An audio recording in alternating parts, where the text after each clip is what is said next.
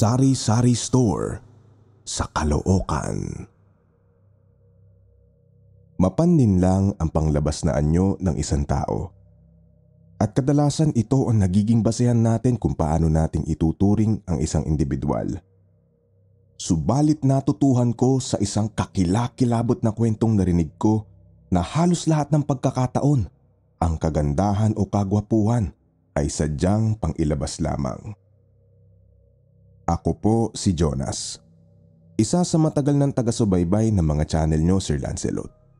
Bata pa lang po ako ay talagang mahilig na ako sa mga kwentong katatakutan, lalo na yung mga totoong nangyari at mga personal na karanasan. Ngunit sa lahat ng kwentong narinig ko ay ang kwento ni Lolo Al ang talagang tumatak sa isipan ko. Akala ko kasi noon sa mga probinsya lang naninirahan ng mga aswang. Pero mali pala ako. Dahil nagkalat na sila kahit saan noon pa man. Naging tradisyon na sa pamilya namin na magtipon-tipon sa tuwing araw ng mga patay. Bukod sa paggunita ng mga namatay naming mga kamag-anak, ay meron kaming mga salo-salo. Nagkakaroon din kami ng mga oras na makapaglaro ng mga pinsan ko. Kung tutuusin nga mas masaya pa ang mga okasyon na yon sa pamilya namin kaysa sa Pasko at Bagong Taon. Pero ang pinaka-inaabangan po talaga naming lahat ay ang kwento ni Lolo Isidro. Tatay siya ni Papa. 72 years old na siya ngayon at nakaupo na lang sa kanyang wheelchair. Lumaki raw ito sa bundok at napakaraming karanasan tungkol sa mga aswang at mga engkanto. Magmula ata nang matuto kong makinig ay walang taon na hindi siya nagkwento sa amin ng kwentong katatakutan tuwing araw ng mga patay. Noong nakaraang araw ng mga patay ay muli kaming nagkasama-sama ng mga pinsan ko at iba pa naming mga kamag-anak. Dito sa amin sa Bulacan ang palaging venue ng get together. Subalit maggagabi na noon ay wala pa si Lolo Isidro. Madalas nakasabay na ito ng mga pinsan ko umaga pa lang. Ngunit nagpaiwan pa raw ito dahil may hinihintay na mga bisita. Pinatawagan ko kay Papa si Tito na nag-aalaga kay Lolo. At natuwa kaming lahat nang marinig na malapit na sila sa amin. Kaya naman inihanda na namin magpipinsan ng sala para sa kwentuhan. Naglagay kami ng isang malaking kandila sa lamesang nasa gitna noon na siyang magsisilbing tanging ilaw sa oras ng pagkukwento ni Lolo. Yun na kasi ang nakagawian namin . Nakakatuwa lang isipin na kahit na malalaki na kami at ang iba ay may mga trabaho na nga, ay sabik na sabik pa rin kami mapakinggan ng kwento ni Lolo Isidro. At hindi nagtagal, dumating na nga si Lolo Isidro. Kasama niya si Tito at isang matandang lalaki na puti na ang lahat ng buhok sa ulo. May tungkod ito at dahan-dahan na lamang kumaglakad. Inaalalayan na lamang ito ng kasama nitong binata lalo na kapag kailangan ng humakbang na mataas o mahaba. Ipinakilala niya ito sa amin bilang si Lolo Al. Matalik niya daw itong kaibigan na ngayon ay nakatira na sa Maynila. Matapos maghapunan ay kaagad na kaming naglikpit at nang matapos ay kaagad na kaming pumwesto sa sala. Sinindihan ko na nga ang kandila at si Papa naman ay nagpatay na ng mga ilaw.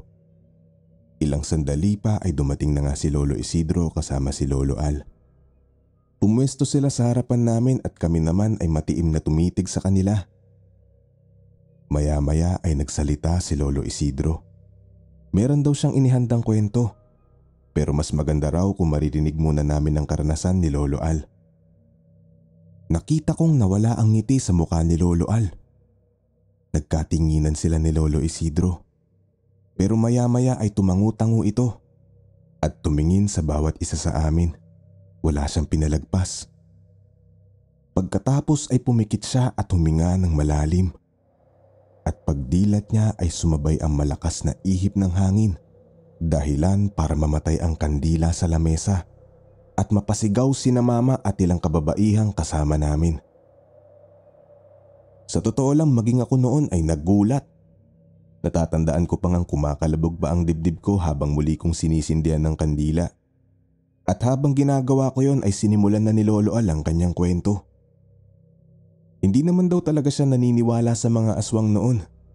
Pero hindi niya inakala na sa isang malaking syudad pa niya napatunayan na totoo ang mga kampong ito ng kadiliman.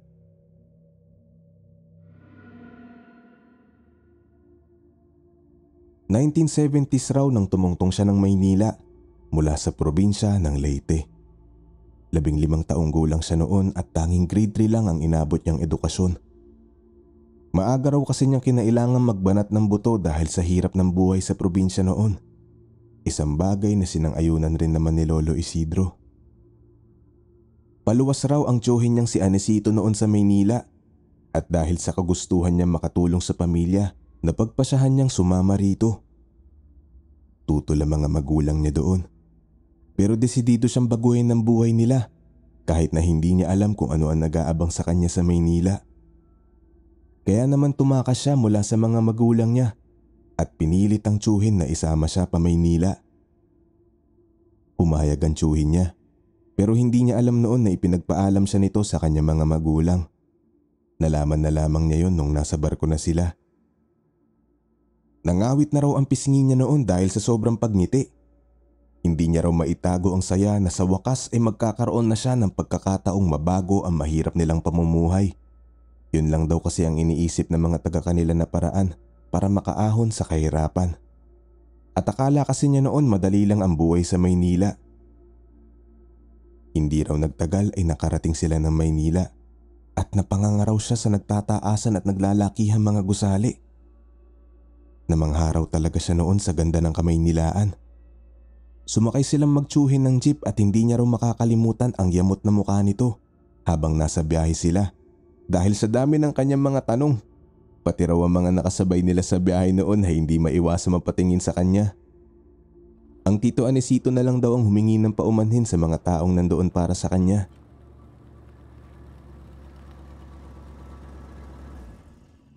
Gabi na nang makarating sila sa kanilang destinasyon at iyon ay ang lungsod ng Caloocan. Ibang-iba raw ang itsura nito kumpara sa ngayon. Hindi pa raw ganoon karami ang mga kabahayan doon at may mga lugar na wala pa talagang ilaw. Pero pagkababa nila ng jeep ay saglit na tumigil ang tiyuhin niya. Napansin niya ang butil-butil na pawis nito sa noo at ang paggalaw ng bibig nito na parang may ibinubulong. Galing raw sa pamilya ng mga albularyo ang tatay ni Lolo Al. Ngunit ang tiyuhin lamang niyang si Anesito ang nabiyayaan ng kakayahan sa magkakapatid. Subalit hindi ito nagpatuloy sa paggagamot at kung bakit ay hindi raw nito sinabi. Biglang huminga ng malalim ang tiyuhin niya. Pagkatapos ay tumingin daw ito sa kanya at ngumiti. Kaagad niya itong tinanong kung ano ang ginawa nito. Ngunit ngumisi lang daw ito at sabay sabing kailangan na nilang maglakad dahil lumalalim na ang gabi. Wala pang masyadong ilaw doon at madilim. Pero hindi gaanong nakakatakot, hindi kagaya ng kadiliman sa probinsya. May mangilan-ngilan naman kasi ring naglalakad sa daan. Tumigil sila sa harap ng isang bahay na yari sa pinagtagpi-tagping mga kahoy. Tumingin siya sa paligid at halos isang bahay pa ang pagitan mula sa mga kapitbahay nila. Kumatok ang tiyuhin niya at kaagad silang pinagbuksan ng isang may edad na lalaki. Ngunit napaurong daw siya kaagad nang sinigawan sila nito. Ang tagal na raw kasing naghihintay nito sa pagdating nila at inabot pa ng gabi. Kaagad namang humingi ng paumanhin ng tiyuhin niya rito. Pagkatapos ay padabog yung lumabas at iniabot ang susi kay Anesito. Sabay bilin na panatilihin nilang malinis ang lugar at kung hindi ay palalayasin sila nito. Tinanong niya ang tiyuhin kung sino yun. Malayong kamag-anak daw nila ang matandang lalaki. Mabait naman daw yun dahil pinayagan silang tumira doon ng libre. Basta lilinisin yun at hindi pa babayaan. Sadyang mainitin lang daw talaga ang ulo ng lalaking yun. Ngunit pagpasok na pagpasok ay kaagad na napunit ang mukha niya sa amoy na sumalubong sa kanila. Amoy patay na dagaraw at basang medyas na nakulob ng 2 linggo ang loob ng bahay. Basa at maputik ang sahig. May malaking higaan naman daw ngunit walang kaunan-unan. Kaya naman matapos nilang maibaba ang mga dala ay kaagad nilang sinimulan ng paglilinis ng bahay. Lagpas sa ating gabi na raw na matapos sila sa paglilinis at kaagad silang nakaramdam ng gutom. Mabuti na lang at may natira pang tinapay na baon nila. Pinagsaluhan nila yon. Inilabas sa mga basura. Pagkatapos ay pinatay ang ilaw at saka nahiga na magkatabi sa higaan. Ginamit na lamang daw nilang una ng mga dala nilang bag. Sumakit raw ang katawan ni Lolo Al nang dahil sa paglilinis na yun. Gusto na niyang matulog ngunit tila namamahay raw ang kanyang katawan. Lumipas na raw ang mga oras ngunit paikot-ikot lamang siya sa higaan. Hanggang sa makarinig siya ng kakaibang ingay sa labas ng bahay. Parang mga yabag raw na mga basang paa at meron pa raw tunog na parang tumutulo. Nagsalubong ang mga kilay niya noong mga oras na yun. Wala naman kasing ulan noon. Dala ng kanyang pagkamausisa, sinundan niya ng mga mata ang tunog na naririnig. Maya-maya ay narinig niya ang isang mahina at mababang ungol. Parang tunog daw yun ng isang nagagalit na aso. Tinignan niya ang tiyuhin niya, ngunit hindi niya ito maaninag ng maayos nang dahil sa dilim. Kaya naman dahan-dahan siyang umupo sa higaan. Naghanap siya ng siwang na maaaring silipan nang marinig niyang tumalon ang nilalang sa labas papunta sa bubungan. Kumalabog ito, dahilan para magising at mapabangon ng kanyang tiyuhin. Dali-dali itong umupo. Tatayo na sana ito nang biglang marinig nila ang isang nakakangilong tunog. Parang may ikinikiskis na kung anong matalas na bagay sa bubong at balak nitong butasin. Naramdaman daw niyang tumayo ang mga balahibo sa kanyang katawan. Hindi niya raw alam kung ano ang nasa labas, ngunit nakaramdam siya ng takot. Sigurado rin daw siya noong mga oras na yon na hindi ordinaryong hayop ang nasa itaas nila. Dito na tuluyang tumayo ang tiyuhin niya. Binuksan nito ang ilaw. Ngunit pagbukas raw noon ay narinig nilang tumalon pababa ang kung anong nasa bubong. Sisilipin daw sana ni Lolo Al kung ano yun. Ngunit kaagad siyang pinigilan ng tiyuhin niya. Hindi raw niya gugustuhin makita yun, kaya hayaan na lang niya. Tinanong niya kung ano ba yun at sinabi raw nito na maaaring isang sigbin ang bumisita sa kanila noong gabing yun. Napakamot raw siya ng ulo noon. Paano ba naman daw magkakaroon ng isang sigbin sa isang syudad? Tinanong niya ang tiyuhin kung paano ito nakakasigurong isang sigbin nga yun. Sinabi nitong dahil yon sa kakaibang pag-ungol nito. At yun ang naramdaman niya noong mga oras na yon. Hindi naman na raw siya kumontra. Hindi kumbinsido. Pero hindi rin naman niya maipaliwanag kung ano talaga ang gumambala sa kanila noong gabing yun. Hindi na raw pinatay ng tiyuhin niya ang ilaw. Bumalik ito sa pagtulog. Subalit siya ay talagang hindi na dinalaw ng antok. Muli siyang umupo. Nakakita siya ng isang maliit na siwang sa dingding. Sumilip siya doon. Madilim ang paligid at halos wala siyang makita. Hanggang sa mula sa hindi kalayuan, may nakita siyang ilaw na kulay pula. Dalawa yun at parang mga mata. Tinitigan niya ang mga ilaw. Ngunit bigla na lang nawala ang mga yun. Pagkatapos ay minapansin siyang gumalaw sa gawing yun. Hindi malinaw ngunit parang nakakita siya ng buntot na gumagalaw. Tinignan niya yun ng maigi hanggang sa maging yun ay nawala na rin. Pinilit niya pang sipatin ang nakita, ngunit tanging kadiliman na lang ang natatanaw niya. Hanggang sa lumipas na lang ang mga oras at tuluyan nang sumikat ang araw.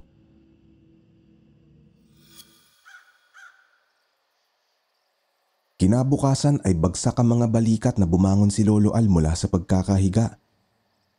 Nakapagsaing na ang tiyuhin niya gamit ang isang diuling na lutuan at nakapamili na rin ng iilan pang mga kailangan. Matapos magagahan ay dumiretso sila sa palengke kung saan nakatakdang pumasok bilang isang tindero at kargador ang kanyang tiyuhin. Paglabas nila ng bahay ay narinig niya ang dalawang babae na nag-uusap. Malaki ang tiyan ng isa at nakahawak na palagi sa balakang. Muli raw itong nakarinig ng mga kaluskos kagabi sa bubungan at sigurado hindi umano ito na hindi yon basta pusa lamang. Sinabi ng kausap nito na magsuot palagi ng kulay pula, lalo na sa pagtulog. Maglagay na rin daw dapat ito ng asin at bawang sa mga bintana at pinto ng bahay. Baka raw kasi aswang na ang umaaligid dito. Napakunot noo raw siya noon. Hindi niya kasi inakala na kahit sa Maynila ay mayroon pa rin ganong klaseng usapan. Napatingin siya kay Anesito at nagulat siya nang nakitang nakatingin rin ito sa kanya. Sabay sabing, "Huwag kang mag-alala, hindi tayo magagalaw ng aswang na yan." Nanlaki raw ang mga mata niya. Lumapit siya sa tiyuhin at kinumpirma ang sinabi nito. Tinitigan raw siya nito bago tumango. Pag-apak na pag-apak pa lamang daw na nila doon, ay kaagad na nitong naramdaman ang malakas at nakakakilabot na enerhiya ng kadiliman. Hindi nga lang daw ito sigurado kung ano yun at saan galing. Pero hindi raw ito maaari magkamali na isang sigbin ang dumalaw sa kanila kagabi. Subalit sinabihan siya nito na huwag magpa-apekto doon. Dahil naroon daw sila para magtrabaho at hindi raw ito makakapayag na makakalapit sa kanila ang aswang na yun. Nakinig raw siya doon at tuluyan na silang lumakad papuntang palengke. Sa isang bigasan daw papasok ang tiyuhin niya. Ipinakilala siya nito sa may-ari at nakiusap ito na bigyan siya ng trabaho. Hindi naman po sila nabigo. Pumayag ang may-ari na maging kargador na rin si Lolo Al. Hindi naman daw problema yon dahil sanay siya sa mabibigat na trabaho. 12 oras o minsan ay higit pa ang trabaho nila sa palengke. Kaya naman pagod na sila pag-uwi ng bahay. May mga pagkakataon raw na diretso tulog na sila at hindi na naghahapunan. Isang gabi ay ginising raw siya ng tiyuhin niya dahil nagugutom ito. Pikit pa ang mga mata at nakasimangot siyang bumangon at tumingin sa orasang nakasabit sa dingding. 10:00 na at hindi niya alam kung may bukas pang tindahan doon ng mga ganong oras. Sasabihin sana niya na ipagpabukas na ang pagkain nang biglang kumulo na rin ang tiyan niya. Kaya naman tumayo na silang magtiyuhin para maghanap ng makakain. Pero bago raw sila lumabas ng bahay, kumuha ang tito Anesito niya ng isang papel. Inihugis yon na parang apa at saka naglagay ng asin doon. Mabuti na raw ang sigurado lalo na't gabi na. Naglakad-lakad raw silang dalawa. May iilang mga tao pa rin sa labas kahit na madilim na ang mga daan.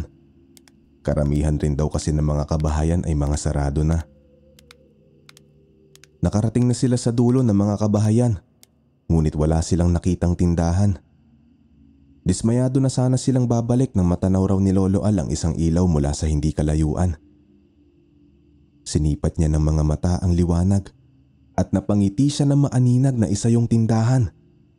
Nasa tabi ng isang malaking bahay na gawa rin sa kahoy. Sinabi niya yon sa tiyuhin niya at dali-dali silang pumunta roon. At nang makalapit ay nakumpirma nila na tindahan nga yon. Napakalaki raw noon at talagang napakaraming tinda.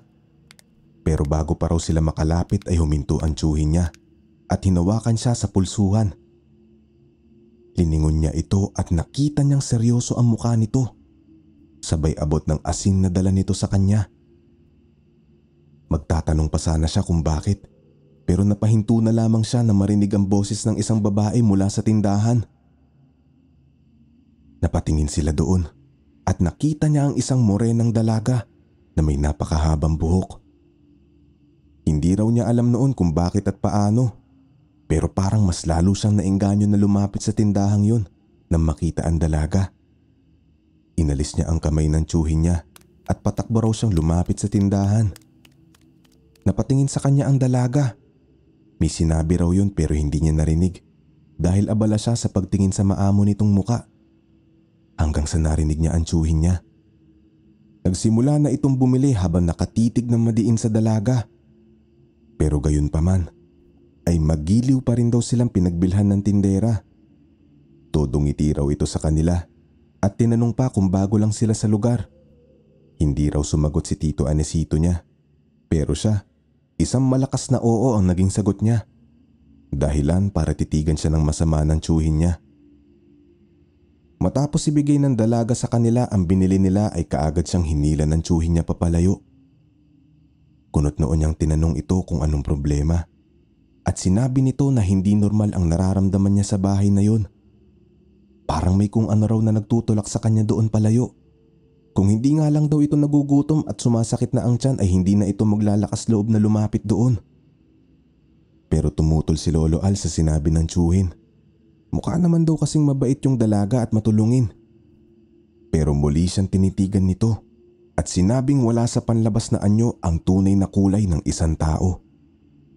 Pero hindi pa rin niya yun matanggap at nang dahil sa inis raw niya sa tiyuhin ay bumalik na lang sila sa pagtulog pagdating nilang ng bahay.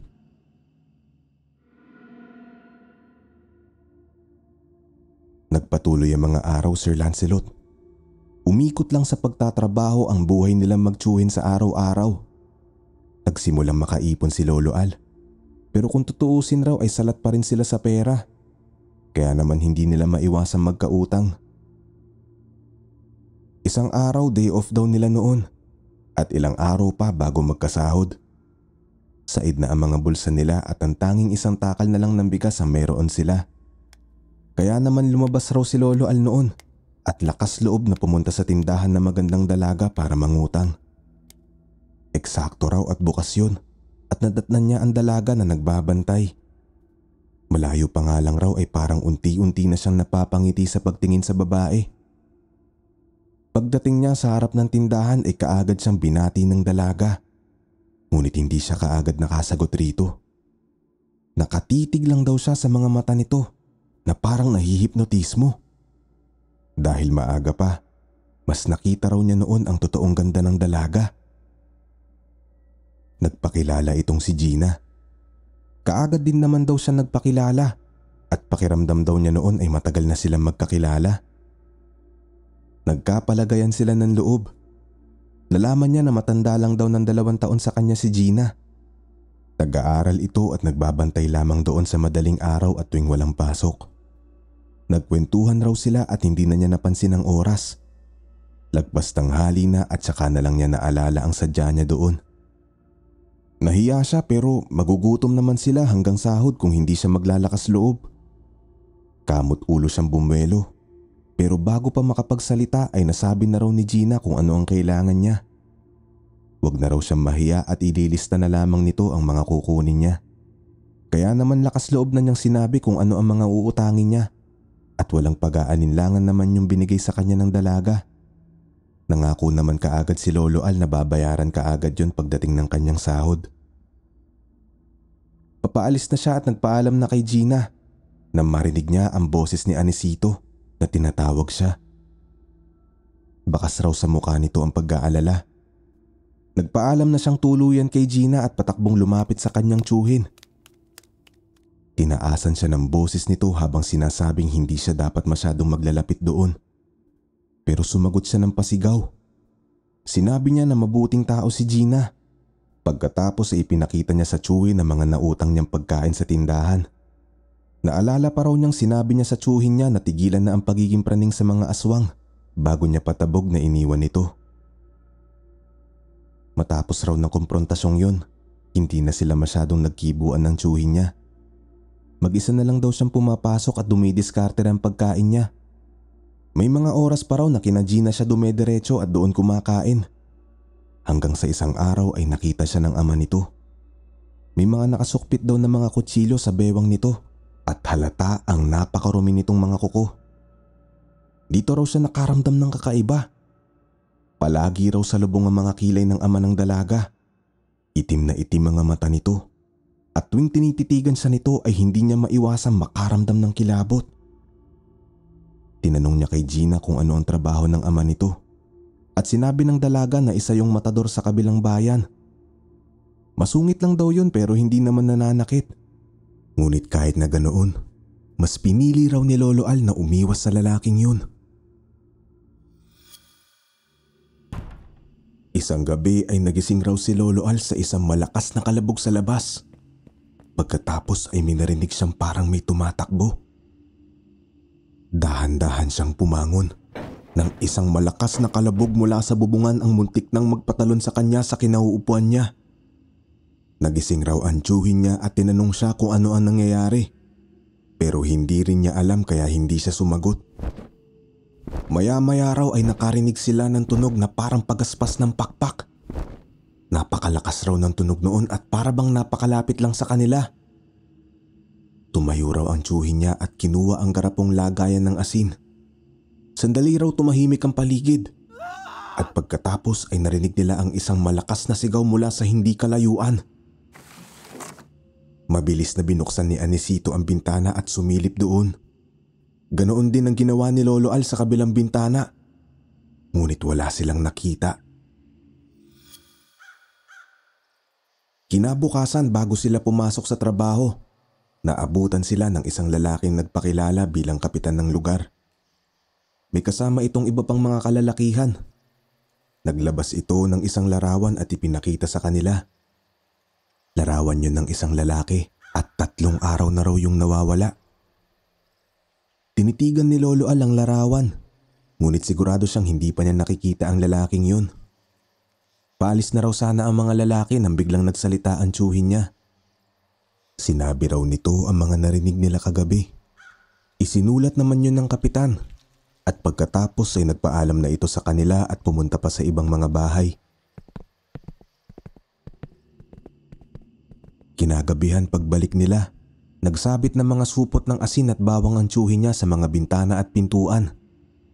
Sinita niya ito. Pero sinabi lang nito na walang mawawala kung magiging handa sila. Sinabi rin nito sa kanya na mag-ingat kay Gina dahil iba ang pakiramdam nito sa dalaga. Napailing raw siya na marinig yun. Lumabas siya ng bahay at pumunta kina Gina. Naroon daw muli ang dalaga.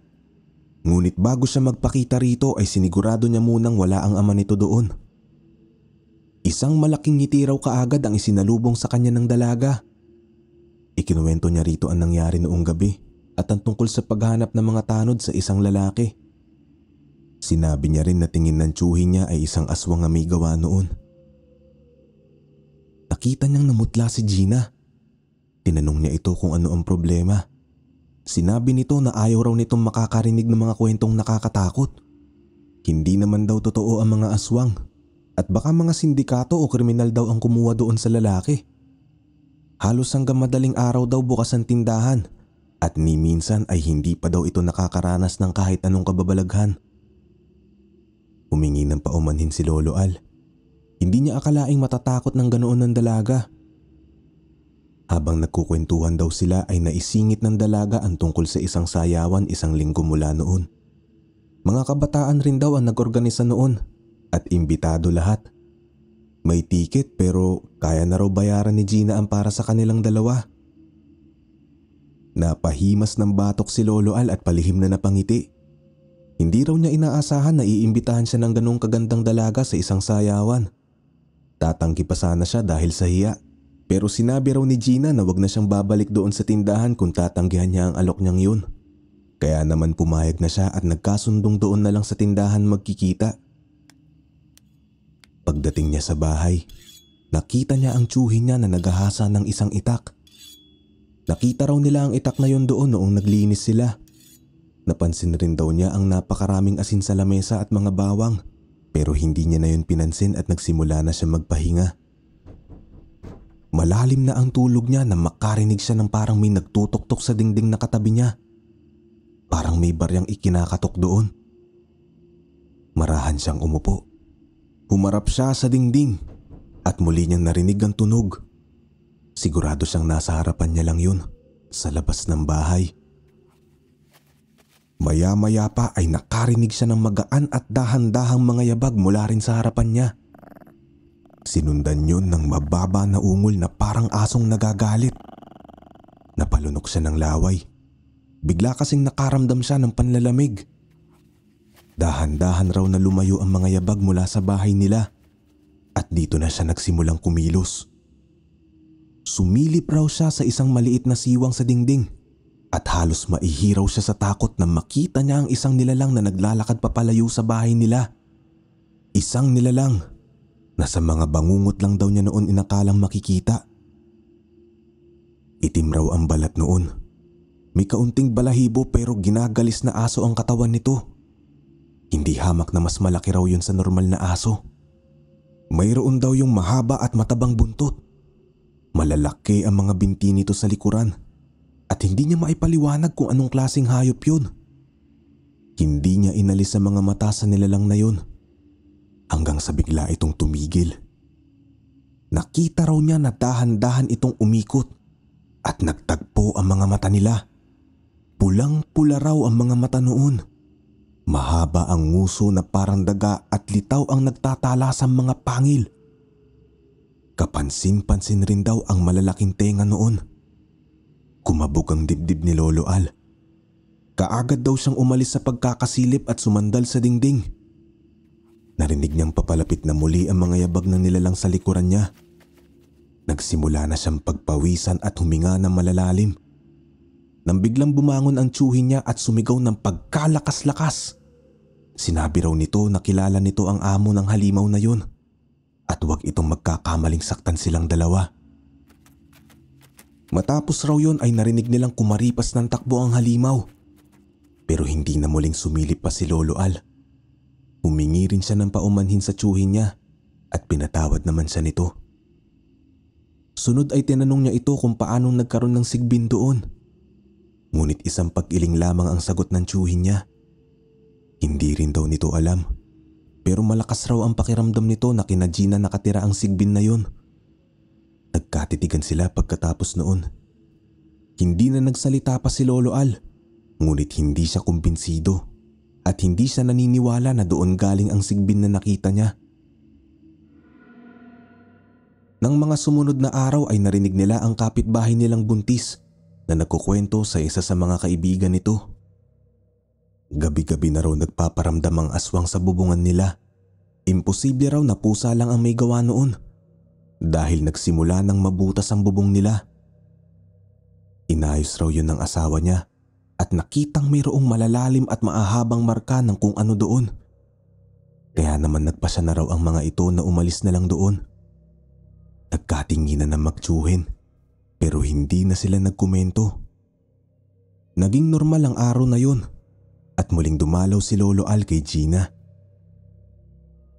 Habang nagkukwentuhan ay nagtanong na si Lolo Al ng mga personal na tanong sa dalaga. Hindi naman daw sa pinaghihinalaan niya ito noon. Pero gusto niya lang makasigurado. Lalo na at nakita niyang tama ang kutob ng tiyuhin niya tungkol sa gumagalang sigbin. Mag-isang anak lang daw si Gina at matagal nang patay ang ina nito. At bukod sa ama ay mga pinsan na lang ang kasama nito sa bahay. Tinanong ni Lolo Al si Gina tungkol sa sigbin.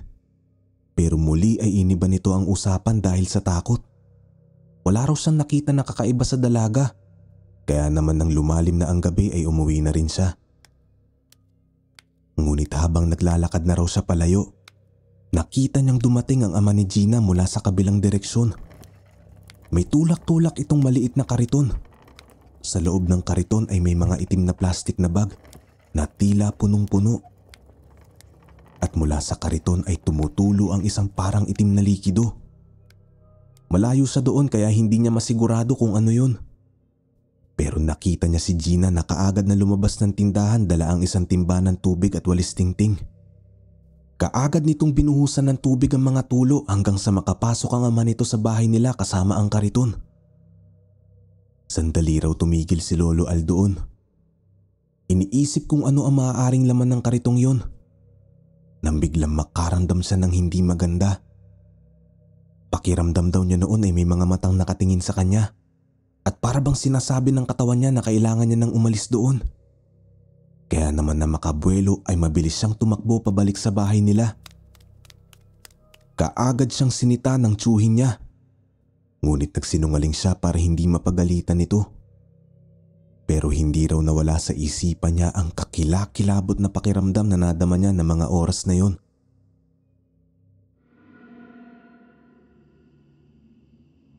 Hanggang sa dumating na ang gabi ng sayawan na sinabi sa kanya ni Gina. Ang totoo raw ay nawala sa isipan niya ang usapan nila. Linggo noon at napagpasahan nilang magtiyuhin na mamili ng mga kailangan nila sa bahay at magpadala ng sulat sa probinsya. Ngunit habang namimili ay nagkahiwalay raw sila ng tito Anesito niya. Kaya naman umuwi siya mag-isa at tumasang madadatnan na lang doon ng tiyuhin niya. Alas 7 na raw ng gabi noon na makarating siya sa bahay. Ngunit malayo pa lang siya ay natatanaw niya na walang tao doon. At ang dinatnan niya sa labas ng bahay nila ay si Gina. Nakapamewang ito doon at palinga-linga. Naglalaki ang mga mata niya nang makita ang dalaga. Doon lang niya naalala ang usapan nila. Kaagad niya itong nilapitan at inaya na siya nito na umalis. Magsisimula na raw kasi ang sayawan. Medyo nag-alangan pa nga raw siya noon dahil hindi na siya makakapagpaalam sa tiyuhin niya. Pero sa isang ngiti lang daw sa kanya ni Gina, nawala na ang pag-aalalang yun. Mabilis siyang nagbihis at pagkatapos pumunta na sila sa lugar ng sayawan. At talaga namang napawaw raw siya pagdating sa lugar. Napakaraming ilaw at napakarami ring mga tao. Maingay ang mga naglalakihang speakers. Pero kitang-kita sa mukha ng mga naroon ang tuwa at saya. Nakangiti siyang hinila ni Gina at nagsimula silang sumayaw sa gitna. Hindi naman daw sa pagmamayabang pero maituturing daw siyang dancer noong mga panahon na yon. Napunta sa kanila ang atensyon ng mga tao at grabe raw ang ngiti sa mukha ni Gina at talagang napasaya rin siya noon. Mayroon daw doong bilihan ng alak, kaya naman paunti-unti ay umiinom silang dalawa. Hindi raw binitawan ni Gina ang mga kamay niya at bawat ngiti raw nito ay kung anong ligaya ang nararamdaman niya. Pero hindi niya raw alam na noong gabing yun ay naghihintay sa kanila ang isang pangyayaring ni minsan ay hindi raw sumagi sa isipan niyang dadanasin niya. Sa sobrang saya raw ng sayawan ay hindi na napansin ni Lolo Al ang oras. Hanggang sa in-announce na lamang sa kanila na tapos na ang sayawan dahil malapit na raw mag-alauna ng madaling araw. Napatingin raw siya kay Gina at naisip niyang baka pagalitan sila ng tatay nito. Naisip niya rin si Tito Anesito niya na maaaring pinaghahanap na rin siya. Kaya naman na marinig nila ang anunsyong yun ay sinabihan niya si Gina na kailangan na nilang umuwi. Ngunit nakangiti itong sumagot at nagsabing wala naman daw doon ng tatay nito. Kaya ayos lang nagabayin sila ng ganoon. Bahagya raw nakahinga ng maluwag si Lolo Al. Pero kaagad din silang naglakad pa uwi. Sarado raw ang tindahan pagdating nila kina Gina.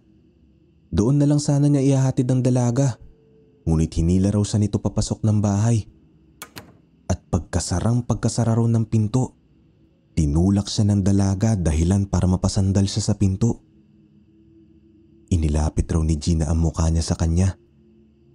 Uminit ang pakiramdam niya noon, ngunit inamoy lang daw siya nito. Pagkatapos ay tumawa ito at mabilis na umalis sa harapan niya. Sabay sabing maupo muna siya sa sala at huwag aalis. Gusto raw muna nitong samantalahin na wala ang ama nito doon. Ginusto na raw niyang lumabas noon. Gabi na at nakakaramdam na rin siya ng pagod. Isa pa, iba raw ang nararamdaman niya sa loob ng bahay at nakakaamoy siya na parang malansa doon. Ngunit nahiya siya kay Gina. Wala naman kasi itong pinakitang masama sa kanya. Ilang minuto raw ang lumipas ay hindi pa rin bumabalik si Gina. Kaya naman nagsimula na siyang mainip. Tumayo raw siya para hanapin ang dalaga. May kalakihan ng bahay at hindi gaano maliwanag sa loob. Sapat lamang daw ang liwanag para hindi ka mabunggo sa mga gamit na naroroon. Maya-maya ay nakarinig di umano siya ng mga kalansing ng mga bakal. Parang tunog raw na naghahasa ng kutsilyo. Napatigil siya. Ngunit dala na rin ng pagkamausisa. Sinundan niya ang tunog at dinala siya noon sa kusina. Nakita niya nakaawang ang pintuan noon at maliwanag sa loob.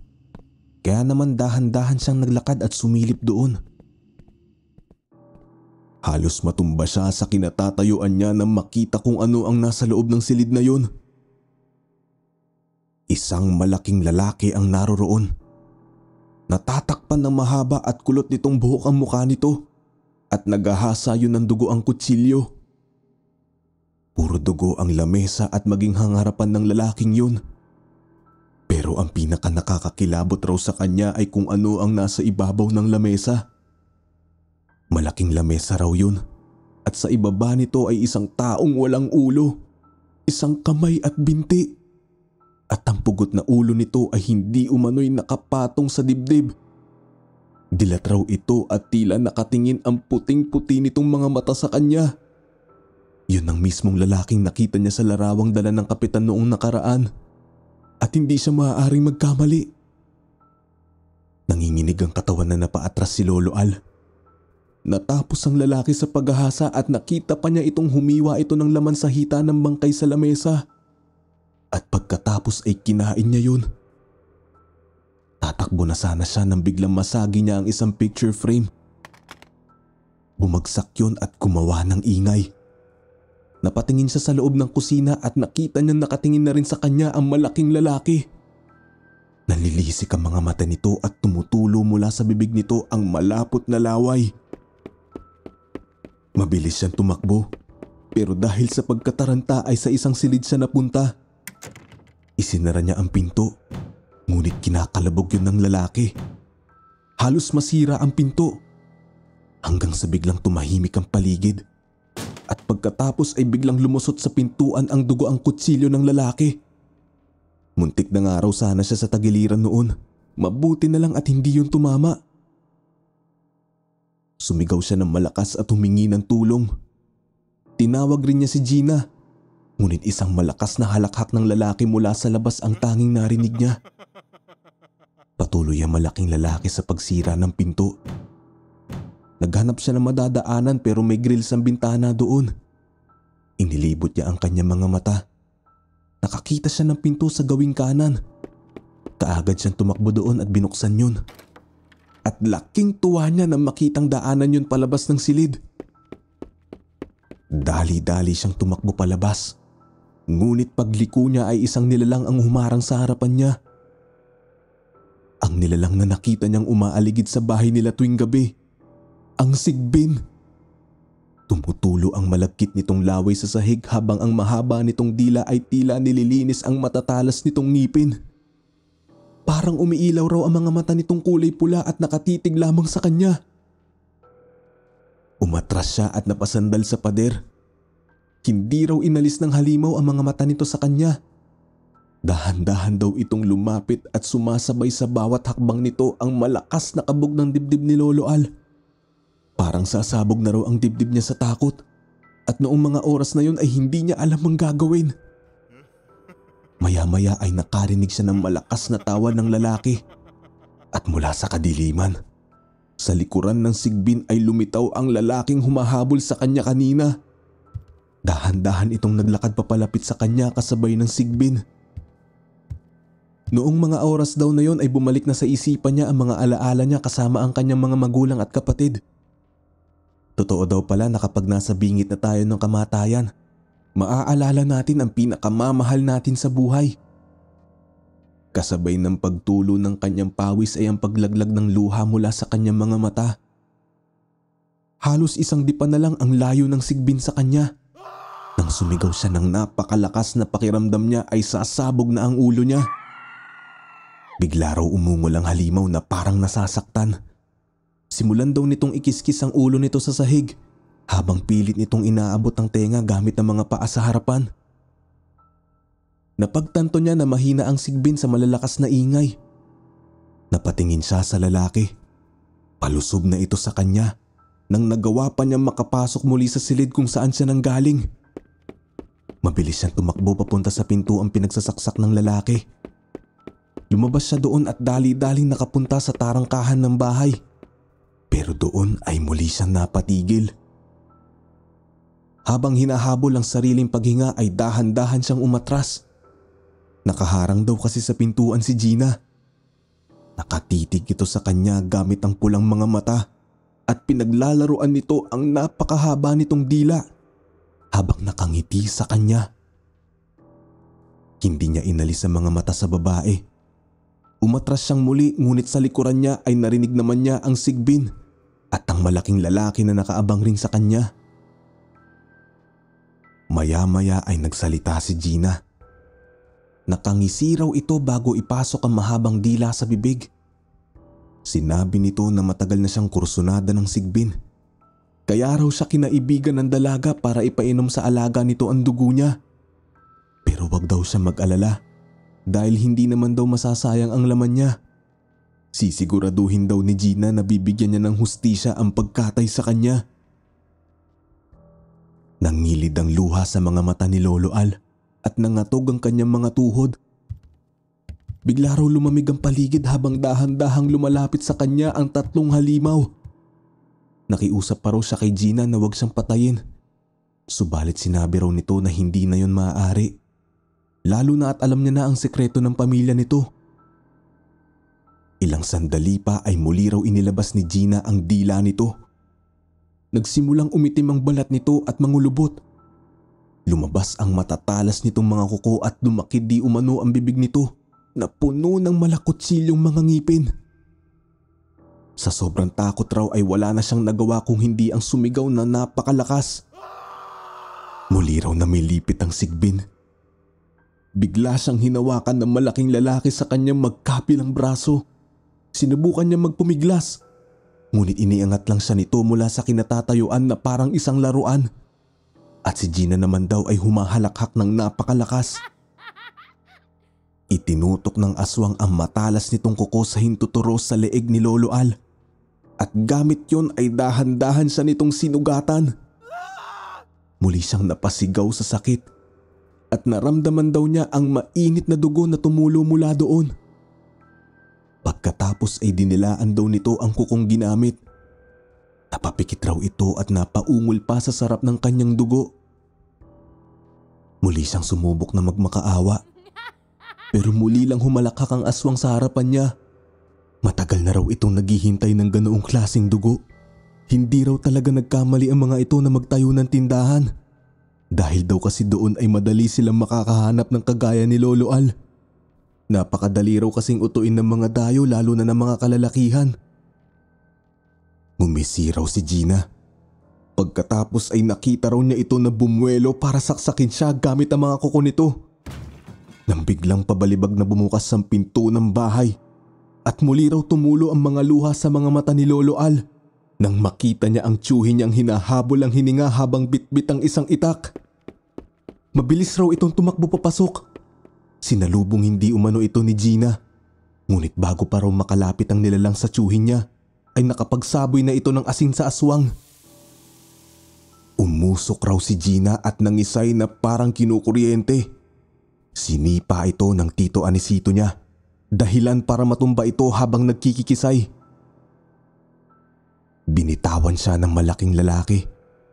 Lumusob ito sa tiyuhin niya, ngunit maging ito ay nangisay sa sakit ng sabuyan ng asin. Kaagad raw siyang tumakbo palapit sa tiyuhin niya nang bigla siyang kagatin ng sigbin sa binti. Napasigaw siya sa sakit, ngunit mabilis raw na pinagtatagaan ng tiyuhin niya ang halimaw na yon hanggang sa muntik nang maputol ang ulo nito. Hinila na raw siya ng tiyuhin niya habang patuloy ito sa pagsaboy ng asin sa paligid hanggang sa makalabas sila ng bahay. Dali-dali na raw silang tumakbo palayo roon. Sumigaw raw si Lolo Al para humingi ng tulong pero walang nakarinig sa kanila. Hindi na raw niya matandaan kung gaano sila katagal tumakbo ng walang tigil makalayo lang sa impyernong bahay na yon. Ni hindi na raw nila namalayan na napunta na sila sa isang talipapa. Kaagad raw na nakita ng isang tendera doon na nag-aayos ng mga panindang isda ang dugo sa leeg ni Lolo Al. Tinanong sila nito kung ano ang nangyari at kinuwento nila ang lahat. Tinawag raw nito ang ilang mga kalalakihan doon. Tinanong din ng mga ito kung paanong nakuha ni Lolo Al ang sugat sa leeg niya. Nakita rin ng isang tindero ang sugat na gawa ng kagat ng sigbin sa binti niya. At ito na nga ang nagkumbinsi sa mga ito na totoo ang sinasabi ng magtiyuhin. Sakay raw ng isang jeep ay pinuntahan nila kasama ng mga kalalakihan sa talipapa ang bahay nila Gina. Nagulat raw si Lolo Al at ang tiyuhin niya nang makitang bukas ang tindahan ng mga ito. Madaling araw na noon at tumilaok na ang ilang mga manok. Bumaba raw ang mga kalalakihan at kinatok ang tindahan. Hindi raw inalis ni Lolo Al ang mga mata doon. Ngunit sa halip na si Gina ang lumabas, ang ama nito ang humarap sa kanila. Galit raw ito at nagtanong kung bakit sila naroon at nakalabas pa ang mga kutsilyo at taga.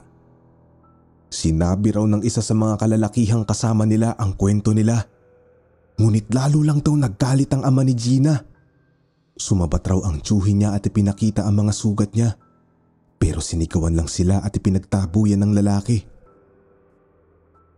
Pero isa sa mga lalaki doon ang nangahas na pumasok sa loob ng bahay.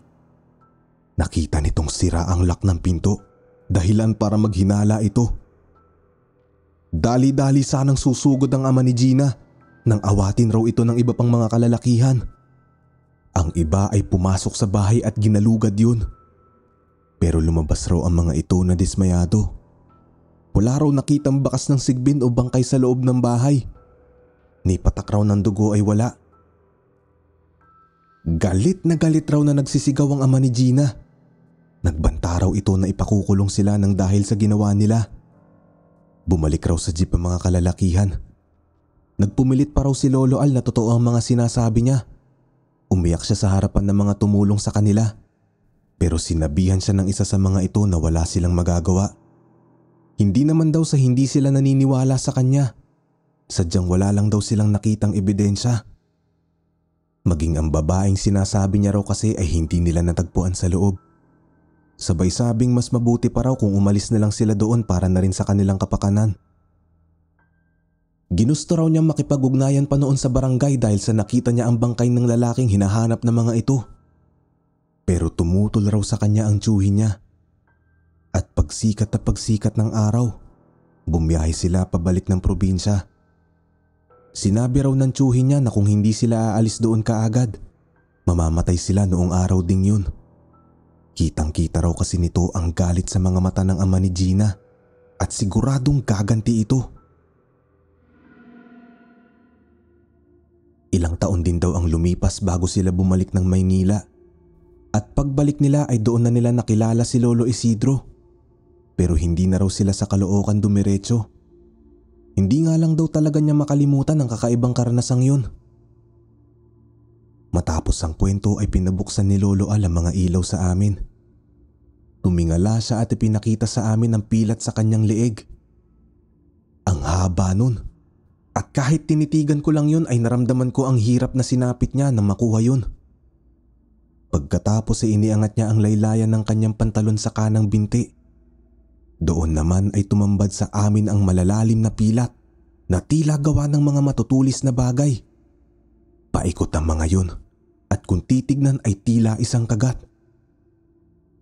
Ibinaba niya ang laylayan ng kanyang pantalon. Tumingin siya sa aming lahat bago lumapit sa kandila at hinipan yun. Marami pa raw kaming hindi alam tungkol sa mundong ginagalawan natin. Oo, moderno daw ang panahon. Pero hindi raw ibig sabihin noon ay tumigil na ang mga kampon ng kadiliman sa paghahasik ng lagim. Kaya wag raw kaming basta-basta magtitiwala, lalo na sa mga bagong kakilala. Totoo raw ang mga aswang at palaging naghihintay ng pagkakataon na makapaghasik ng lagim. Walang nakakibo matapos magsalita si Lolo Al. Tumayo siya at tinutusan ng kasama niyang tinawag niyang Andy. Apo raw yun sa tuhod ng tiyuhin niyang si Anisito. Inutusan niya itong kumuha ng tubig. Pagod na raw siya at nais niya muna magpahinga. May pag-aalinlangan ako noon kung totoo ba ang mga aswang. Ngunit nang marinig ko ang kwento ni Lolo Al at nang makita ko ang mga pilat sa kanyang katawan, nakumbinsi ako na hindi lang mga tao ang lumalakad sa mundong ito. Marami pang ibang nilalang ang narito. Nagtatago sa magagandang mga muka at mataas na estado sa buhay. Salamat Sir Lancelot. Dito ko natatapusin ang kwentong ito. Sana ay nagustuhan ninyo ang kwentong nagpabago sa mga paniniwala ko. At nawa ay malayo tayo sa mga aswang at masasamang elementong nagkukubli lamang sa dilim at naghihintay na biktimahin tayo.